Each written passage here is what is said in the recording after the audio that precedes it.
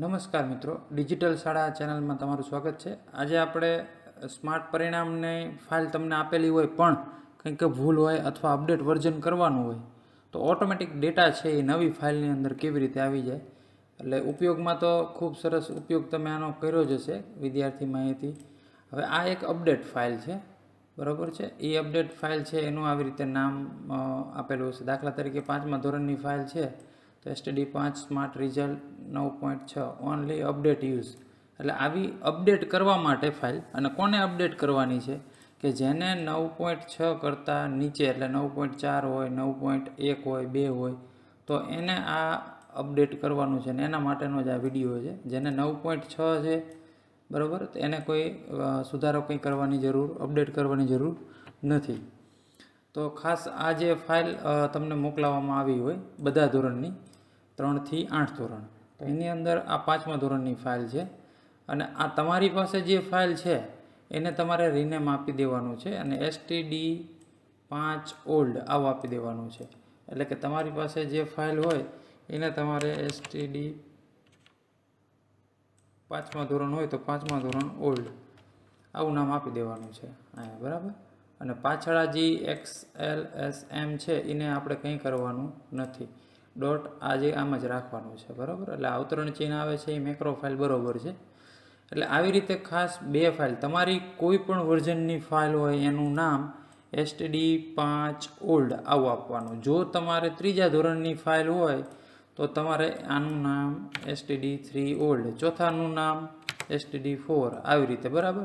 તમારે ચોથા ધોરણનો A ક્લાસ હોય તોય તમારે અહીંયા 4 જ આપવાનું, બરાબર। વારાફરતી ક્લાસ છે એને લેતા જવાના અને એક ક્લાસને, એટલે કે અહીંયા અત્યારે આપણે બે ફાઇલ રાખવાની છે। એક 5મા ધોરણની અંદર એક ફાઇલ છે અને 5મા ધોરણની, પછી માની લો કે 5મા ધોરણના તમારે 2 ક્લાસ હોય તો એક ક્લાસ અહીંયા લઈ આવવાનો અને STD5 ઓલ્ડ આપી દેવાનું।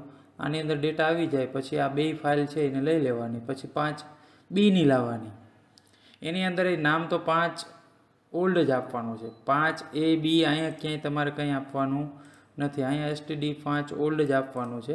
અહીંયા તમારે 5Bની ફાઇલ લઈ આવવાની અને આ 5B હોય તો અહીં B લખવાની જરૂર નથી, અહીંયા આપણે STD5 ઓલ્ડ જ આપવાનું છે। આવી રીતે નામની કઈ રીતે આપવા એ તમને ખ્યાલ આવી ગયો હશે। અહીં AB કરવાનું નથી।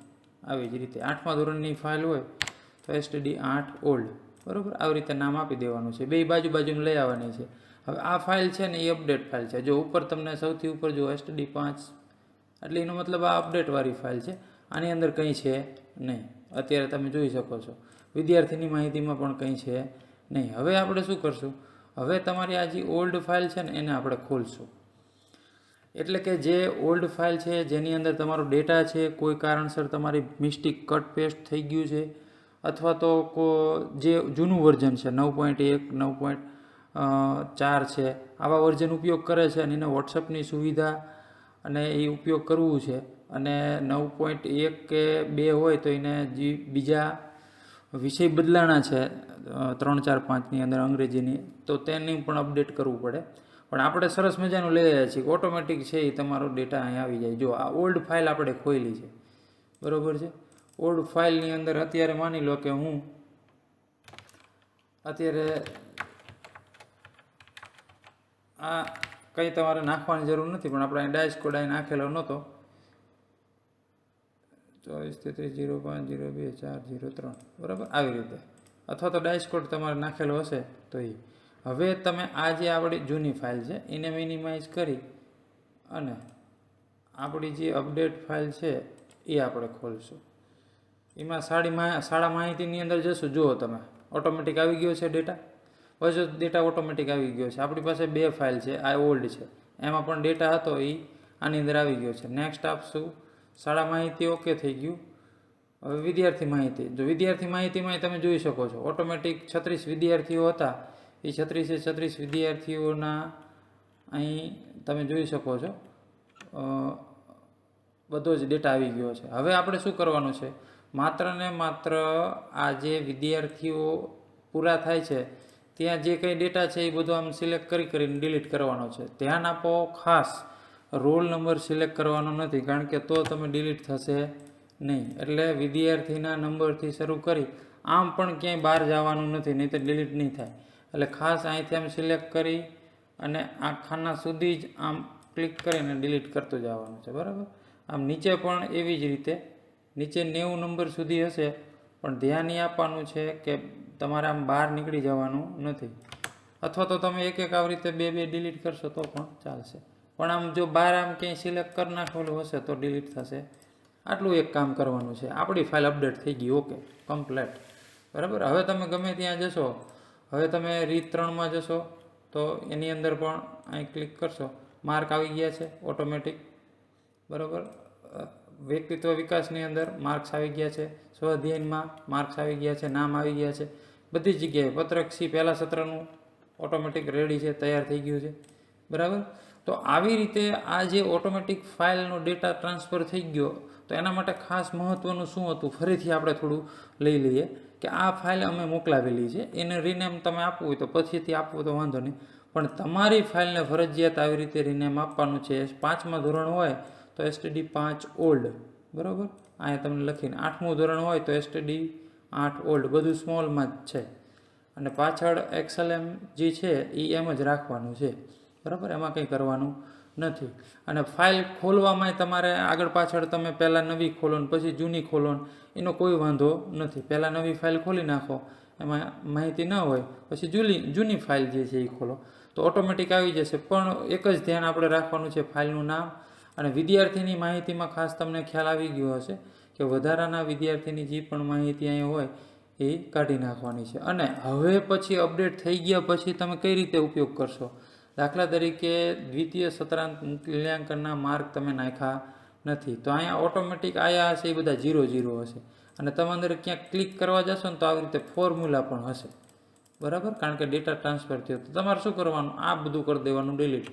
કારણ કે અપડેટ ફાઇલની અંદર તો આપણે હવે મેન્યુઅલી આ ડિલીટ કરીને બીજી પરીક્ષા લીધી અને માર્ક નાખી દેવાના છે, બરાબર. અપડેટ થઈ ગઈ છે ફાઇલ, એટલે એની અંદર તમે હવે બધું અંદર કરી શકો છો. એટલે જ્યાં 0 હશે, સ્વાધ્યાયના માર્ક્સ અહીંયા નાખેલા નથી, જુઓ તો અહીંયા 0 આવે છે, તો આ બધા છે એ ડિલીટ કરી અને એની જગ્યાએ આપણે પછી એન્ટ્રી કરવાની. પહેલા સત્રનું બધું ઓકે હશે, તમે જેટલી વસ્તુ નાખી છે બીજા સત્રના જો પત્રક એ રેડી છે.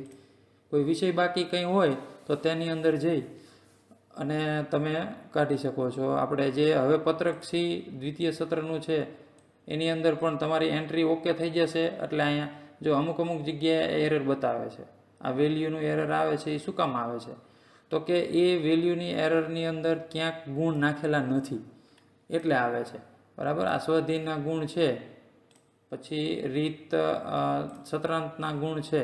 આ જ્યારે આ બધા ગુણ આવી જશે, એક ખાનું ખાલી નહીં હોય ત્યારે આપણું પત્રક સી છે એની અંદર કોઈ એરર આવશે નહીં, એકદમ રેડી પ્રિન્ટ આઉટ થઈ જશે, બરાબર છે. તો આવી રીતે ઓટોમેટિક ડેટાવાળી શીટ સૌથી પહેલાં આપણે તૈયાર કરી છે કે આપણે કોઈ ચિંતા કરવાની નથી, ખાલી 2 ફાઇલો તમારે ઓપન કરવાની છે ભેગી, અને નામ છે એ ખાસ આવી રીતે std5 old રાખશો તો ડેટા આની અંદર આવશે, નહીંતર ડેટા આવશે નહીં. તો ફાઇલને બંધ કરી અને ફરીથી પાછું નામ બદલાવી અને ખોલવી પડશે તો ડેટા આમાં ઓટોમેટિક આવી જશે. એટલે કોપી પેસ્ટમાંથી એકદમ તમને મુક્તિ મળી ગઈ છે.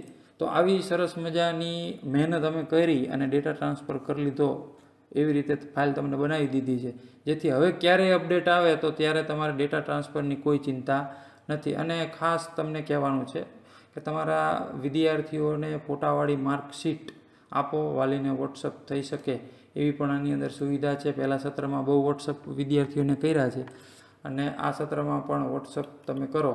અહીંયા તમારે ટકા કે શું દેખાડવું છે નહીં આ તે બધું અંદર આપેલું છે, એ થોડું જોઈ અને તમે વાલીને વોટ્સઅપ કરશો, સેન્ડ કરશો એટલે ફોટા જો તમે મૂકેલા હશે તો ઓટોમેટિક ફોટા અહીંયા છપાય અને વાલીને વોટ્સઅપ થઈ જશે. અને ગ્રેડ અને ગુણવાળી માર્કશીટ આપવી છે તમારે,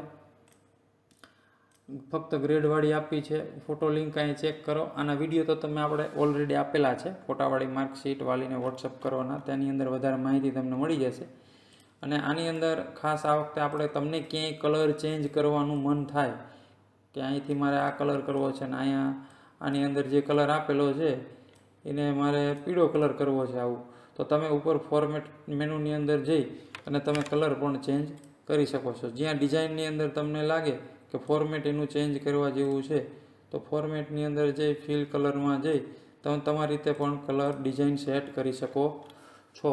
તો ખાસ આટલા બધા સરસ ફીચર્સ અને આપણે જરૂર પૂરતું એની અંદર આપ્યું છે. તો આ અપડેટ વર્ઝનનો ખૂબ સારો ઉપયોગ થાય અને આકર્ષક બને એ માટે તમારો ખાસ પ્રયત્ન પણ હશે. તો ડિજિટલ શાળાની અંદર ખાસ આ ઉપર મેનુ આપેલા છે, એનો ઉપયોગ પણ તમે જાણતા હશો. તો આવા અવનવા બીજા પણ ઘણા બધા આપણા સોફ્ટવેર છે. તો શાળાની અંદર ખાસ સ્માર્ટ વર્ક કરવા માટે અને ઝડપી કરવા માટે બીજા સોફ્ટવેર પણ તમે વસાવો તેવી આશા સાથે આજના અપડેટની વિડીયોની અંદર તમને કંઈ બીજો પ્રશ્ન હોય તો કોમેન્ટ કરી જણાવશો, વોટ્સઅપ કરી પણ જણાવશો. આભાર.